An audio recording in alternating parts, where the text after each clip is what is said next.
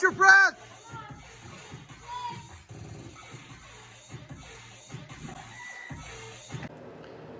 What is going on, internet? This is Justin here from Most Strength. I'm going to try to make this video extremely short, and we're going to be talking about my meet recap. But to do that, I have to dive into a little bit of the history of my previous competitions. So I've only competed in one USA sanctioned meet, and at that meet I hit an 84 kilo snatch and a 110 kilo clean and jerk, which was a PR at the time.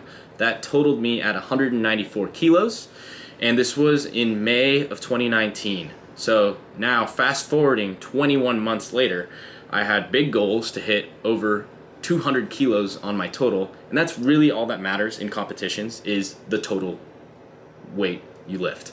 You can hit a PR snatch and go 3 for 3 on your snatch, and then bomb out on your clean and jerks, and you won't get on the board. You can't win because you didn't hit anything on your clean and jerk. So all that matters is the end result with the numbers on the bar, and unfortunately for me, I did not hit 200 kilos on my total this meet, and let's talk about it. So, going forward, my training for my snatch, I actually had hit a 200-pound snatch 6 days before this meet, and I didn't overexhaust myself by hitting this. This was done on the first attempt, and I'll show that video right now. Hold! Yes! Yes!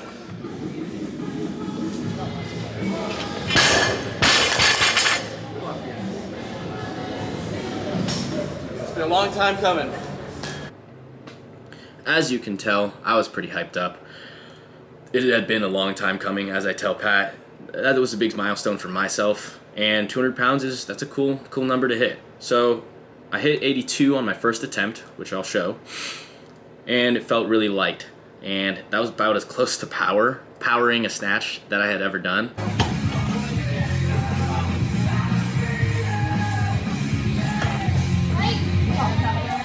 So I thought I had said 87 on the bar, but I really said 86, I guess. So I hit 86 with a little bit of a walkout, but still made it.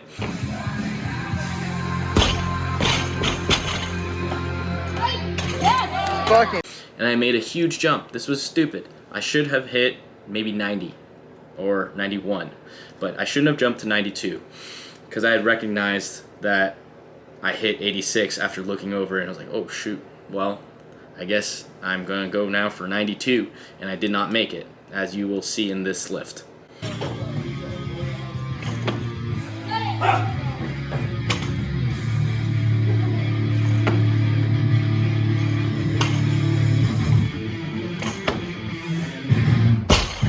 Hold! Unfortunately, the bar just did not go I dived a little bit too much, and it was a big fat press out, and even if I would have made it, it would have still been a very ugly lift. So I end up with snatches going 2 for 3 with 86 kilos on the bar, and that still was 2 kilos more than prior competition. Going into clean and jerks, I was pretty pissed off, and I had a chip on my shoulder going into this. I hit 102 on my first attempt, which felt easy peasy lemon squeezy. Come on, Anthony.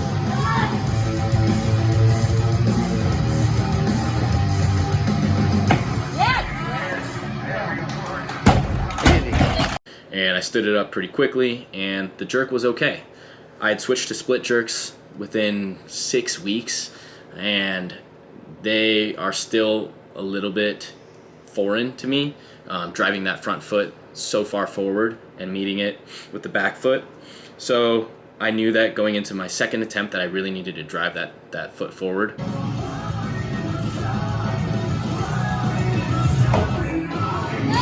Yeah! Fucking easy!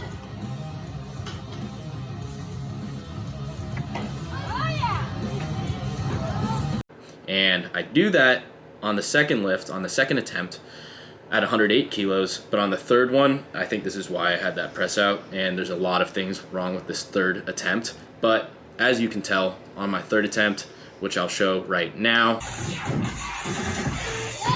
Ah! Catch your breath!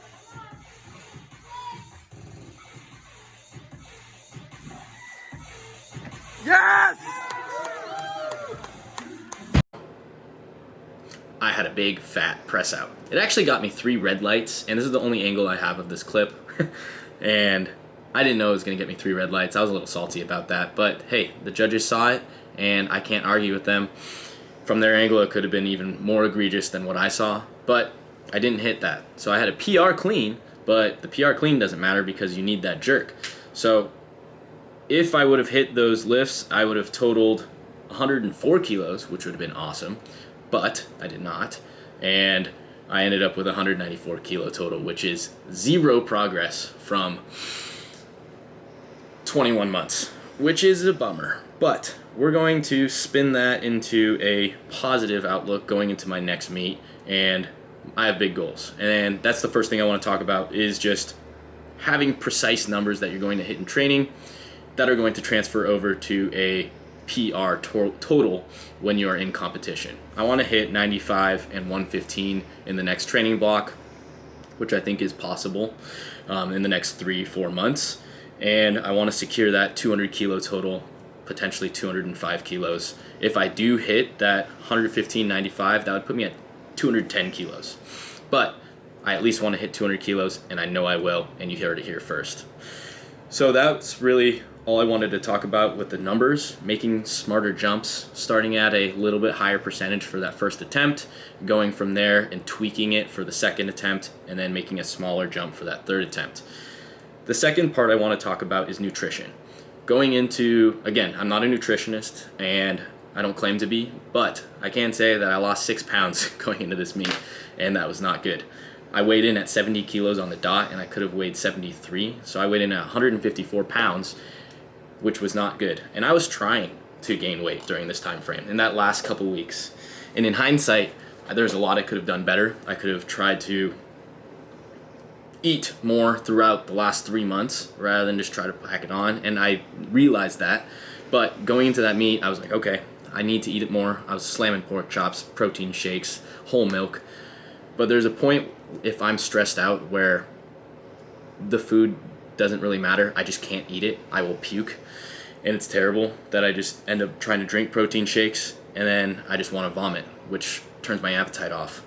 And with stress, that's what happens for me. Some other people, others feel the opposite way. They get stressed and they just end up packing on the food and packing on the weight. For me, it's the exact opposite. So going into my next block of training, I'm just prioritizing meal prepping. I'm prioritizing getting those good calories in so that I don't have that as a stressor for the next meet. And I already have my habits set out for me for food, so that it's not a worrisome for me. It's not going to be a worry, and it's not going to be a stressor. I'll just know what I need to eat, and I'll track going into it. And that leads to the last part of this video, which is simply mental health. Again, I am not a mental health professional. I'm not a counselor, but I can talk about my experiences going into this meet. And February was a really hard month for me. Mentally, I was just not present. I felt down. There's a lot of things happening in my family and in my personal life that in some ways were out of my control, but the ways that I handled them was terribly. And I know that I'm going into a little bit of a rut when, 1, food doesn't taste good, 2, training is abysmal, and pain threshold is higher. So those 3 things I noticed in February, and I just tried to just backlog it and put it on the back burner and just say, oh, I'll deal with this later. And in reality, my meet didn't go terribly, but my mental health took a big, my mental health was the worst it's been in years. So things I'm doing to change that. I'm really focusing on being more cheesy. In all honesty, I've got a journal, and I'm going to write in it. And it's something that I've wanted to do, and I've done for a little bit, but now I'm actually holding myself accountable to it. And I'm not changing. I'm just going to have one journal. It's going to be my weightlifting journal. It's going to be my life journal. It's going to be everything. And it can be as simple as saying a corny mantra like I did yesterday. It was a hard day of training already, and I wrote underneath my training sets, I believe in myself. Like, I can do this. I believe in myself. And again, it sounds really corny when you say it, But in reality, does it hurt? No. It's just something that you wrote down on a piece of paper, and taking those thoughts and transferring them into actual action makes a world of difference for me. And it can be that simple of a catalyst for some people, and for me that's all it took. Or for me, that's what it takes. That's not all it took. That's one of the ways that I've helped myself. 2, talking about it. I've never felt that down in the last 3 years, 2 or 3 years, for an extended period of time, for about a month, 3-4 weeks. And I talked to some people about it. I talked to my mom about it, my dad about it, my sister about it, my girlfriend, my best friend.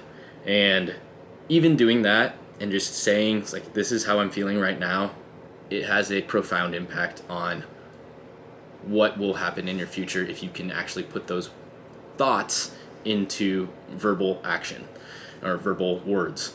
So not only talking about it and journaling it about it, but also taking a step back and reflecting and realizing, like, is this the person that you want to be?